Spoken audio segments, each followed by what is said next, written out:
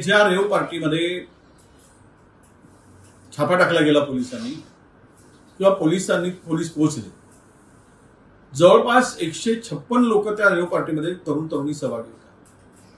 त्यामध्ये 78 लोकांवरच पोलिसांनी एफआयआर केला आणि जे अंमली पदार्थाची टेस्ट होती ती फक्त 29 लोकांची तपासणी केली. यावरून काय समजायचं? कोणाला सोडलं पोलिसांनी? कुणाची पोरं होती तिथे? म्हणजे श्रीमंताच्या पोराला सोडून देणार, गरीबाच्या पोरावर कारवाई करणार, हे कशाचं होतं? जर 178 त्या 156 लोक त्या ठिकाणी होते, 156 लोकांवर गुन्हा दाखल का झाला नाही? कुण्या अधिकाऱ्यांची पोरं होती? कुण्या पॉलिटिशियनची मुलं होती? कुणाची मुलं होती? त्यांना का सोडलं? पैसे देऊन सोडलं त्यांना?